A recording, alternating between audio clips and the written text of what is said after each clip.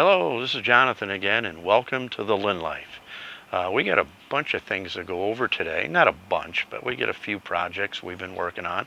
One of the things I want to go over is this end table here that I've now finished.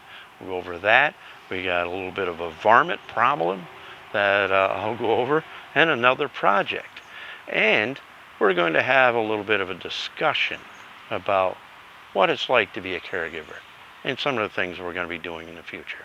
So, let's get going. My name is Jonathan, and I'm a caregiver for my wife Lynne, who has a permanent brain injury. Things are different now, but we're doing the best that we can. Join us as we experience the Lynne Life.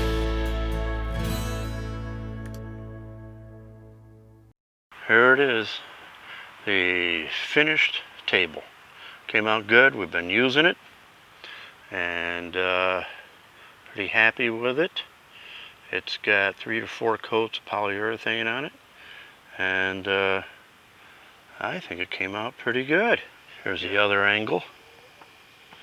Faces outside the patio.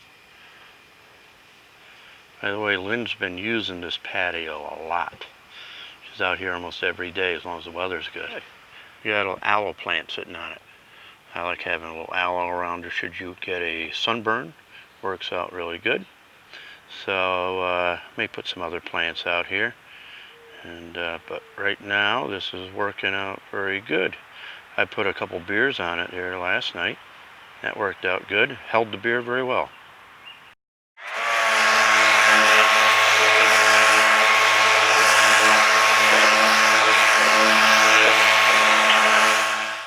Okay, moving on to the next project. This is a piece that would actually belong to my parents. I believe it was my cousin Jim that gave it to them many years ago. And it was always kicking around their house. I always kind of liked it. So after they passed away and we cleaned out their house, I took it. I brought it home and I put it in my shed. I didn't know what to do with it. And Justin and I the other day were clearing out the shed, and I came across it and I go, oh yeah. So it's a piece of like a log from a birch tree, still has the bark on it, and it was roughly cut with a chainsaw. So all I'm trying to do, I've sanded the top. I'm going to give it another sanding of a very, probably 120 grit sandpaper to smooth it out a little bit more. I'm working on a little bit of the edges. We're keeping the bark on it because it's birch. I can't really get in the middle very well. I've cleaned it up a bit. And then I'm going to polyurethane it, the whole thing, over the bark, everything, top, bottom. And we'll put this out on the patio as well. Should look nice. The rings are really prominent here, and it's going to look really nice. So, next project. Okay, so our lettuce has been doing very, very well. This is 2 types over here. However, this morning I looked out and we had a visitor. Right over here in the romaine lettuce, which was completely full.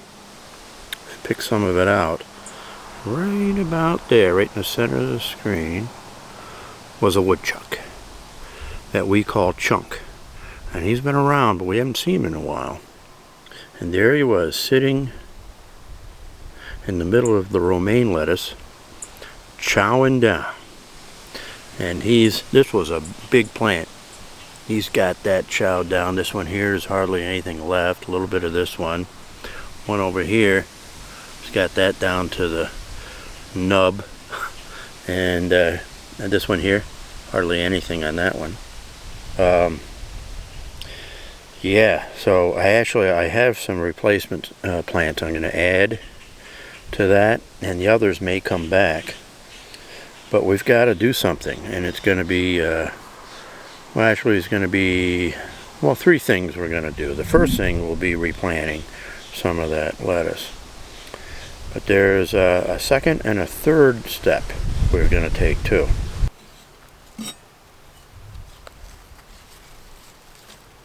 Added a bunch more lettuce, and we'll see what we do. Now we got to move over to our next line of defense. So the second line of defense is this. I don't know if you can see it. screen. We're putting screen up and around the garden. Justin's stapling it on there right now. And hopefully it's enough to discourage him. And I mean, if you wanted, he could claw through it. And we'll just have to keep repairing it. But it slows him down a little bit. Okay, this is our third line of defense. It's a have a heart trap. And I've put some fresh tomatoes in here. Right here, irresistible. Along with a little bit of lettuce that he left behind. And if he gets in there and gets trapped, we're going to relocate him to another location far, far, far away, somewhere in the country. So we'll keep you posted on how we're doing with Chunk the Woodchuck. Okay, so that's some of the projects we have going on right now. And I really did the right thing when it came to putting up this pergola, because Lynn is really, really enjoying it. She's out here as long as the weather's good, at least once a day, sometimes twice. Sometimes she had lunch out here the last 2 days, and then was out again in the afternoon, like after dinner when it starts cooling down a little bit. We've added a couple tiki torches that kind of in between our fire pit, our little fireplace, and it looks really nice at night. I think we'll probably be out here again tonight, and I'm glad it's being utilized. The patio was never utilized enough. We had a patio set out here, we had an umbrella, but it wasn't enough, and she just wasn't comfortable. So I'm really glad it's being utilized now. And we're still making changes to it. And we're all utilizing it. Justin and I utilize it a lot at night when it's a nice night. So that's been good. All right, one of the things I rarely talk about, I talk about all the projects we're doing, things that Lynn likes to do, but I rarely talk about caregiving in general. And I've had people ask me about that. What is it like to take care of Lynn? Oh, it's got to be hard. It's, what do you have to sacrifice? But I got to say to that, well, we've adjusted. We've adjusted and we've accepted this life that we call the Lynn life. Yeah, there are changes. And yes, it's not all roses, let me tell you. There are times that are very, very difficult.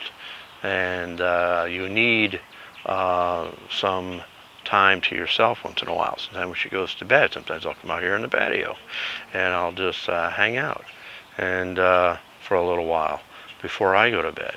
And it's important. You got to be able to do that. In fact, Justin and I, we haven't thoroughly planned it yet, but we've talked about it. Maybe in July, going down to Gettysburg. I've always promised Justin that I'd bring him down to Gettysburg sometime. He likes history. I like history. I've been there. He's never been there. So to see where the Battle of Gettysburg was and to tour it and do all that. I can get 24-hour care for Lynn. I've already requested it.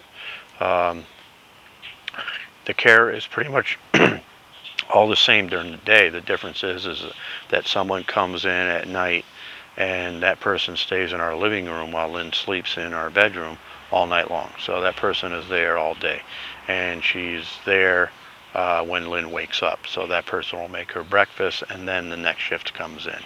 So that person would probably be here from the overnight person from 9 until 7 in the morning for 2 nights. And then I'd be able to call her and check on her. I'm certainly going to do that. But I've done it before. I haven't done it in a long time. I've done it before early on when I would go camping with the Boy Scouts. I'd do it for 2 nights. I never did it longer than that. I figured 2 nights was fine. And, and it worked out fine. It was fine. And I prep Lynn ahead of time. I start telling her way, way ahead of time. that this is what we're going to do, this is what we're going to do. So she's ready for it, and that seems to work very, very well. She somehow does remember those type things if I repeat it. She says, oh yeah, when are you going to Gettysburg? When are you and Justin going to Gettysburg? So when it happens, she's kind of ready. So that's very important. So, so tonight we're planning on getting Lynne out on the patio again, and after dark, and having a little fire, and have the tiki torches lit. That's providing Lynne is, feels like it, and she's awake enough. A lot of things that we do on a regular basis all depends on Lynne's energy, whether or not she has the energy to do things. It's kind of a roller coaster. She'll have a day where she has lots of energy and she's really on fire and she wants to do things, and that's usually followed up by a day where she's completely tired and all she wants to do is rest. I don't let her rest the entire day, but she is tired for the entire day, and she's a very different person. So that's just all part of the brain injury. Just the brain, her brain, is working really, really hard to just do basic things. It's working much harder than mine is, and so emotionally, and she's tired. It's not just a physical tiredness; it's a mentally tiredness. So that's just something that we have to deal with. All right, Lynne, you enjoying the pergola? Yes, I love it. You love it? Like the campfire or tiki torches? Yeah. And now I think it's time to put a close on the video. So what are we going to say? We'll see you next time on the Lynne Life.